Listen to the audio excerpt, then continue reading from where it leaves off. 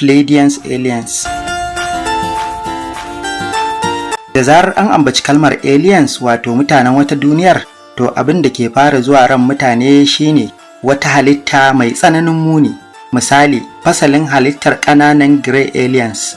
A bidiyonmu na mutane daga wata duniyar mun fasalta kamannin grey aliens, irin su katon ido, marasa fatar kunne, masu yatsun hannu 3, 4 har babban ɗan yatsa, katon kai da sauransu. Amma fa akwai wasu jinsuna masu matuƙar kyawun fasali. A taƙaice dai akwai jinsin aliens ɗin da suka fi mutane kyawu, kuma daga cikinsu ne yau muka tsamo Pleiadians don mu ƙare musu kallo kuma mu fahimci yadda suke.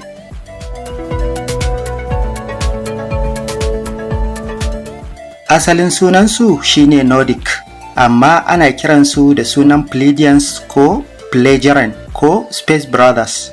Kalmar Pleiadians ta samu ne daga sunan unguwar taurarin waɗannan aliens da ake kira da Pleiades. Suna kama da mutane sosai, sai dai su mafi yawansu shuɗayen idanuwa ne da su. Gashin kansu ruwan ƙasa-ƙasa ne. Sun fi mutane nisan kwana, inda sukan kai shekaru 1000. Tsayinsu yakan kai mita 1.8 zuwa mita 2, kuma suna da alamar zubin ƙarfi. Abu mai wuya ne ka ce za ka bambance Pleiadians daga cikin mutane, musamman mutanen asalin ƙasar Scandinavia.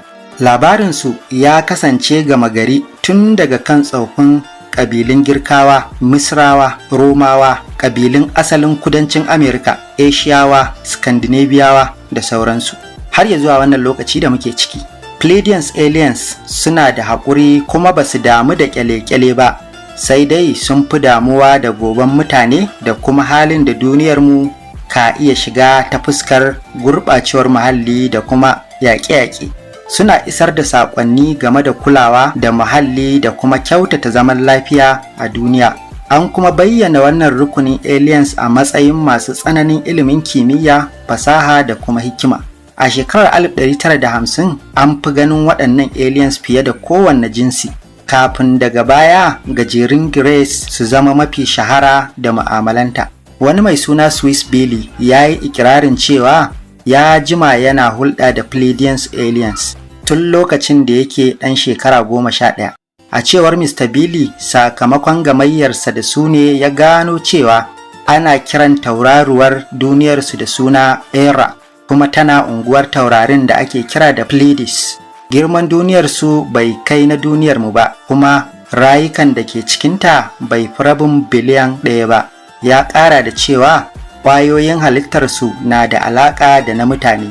Babbar aƙidarsu ita ce taimakawa mutane wajen zama silar kare su in wata annoba ta tunkaro, da kuma fafutukar wanzar da zaman lafiya a duniya.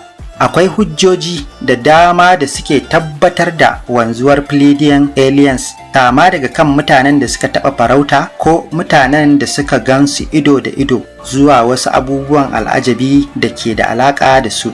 Misali, a ranar 26 ga watan Nuwamba a shekarar 1977, a yayin da wani ma'aikacin gidan talabijin ɗin Southern TV mai suna Andrew Gardiner ke tsaka da watsa labarai, kwatsam sai wata murya da ake ganin ba daga duniyar mu take ba ta katse labaransa ta fara magana.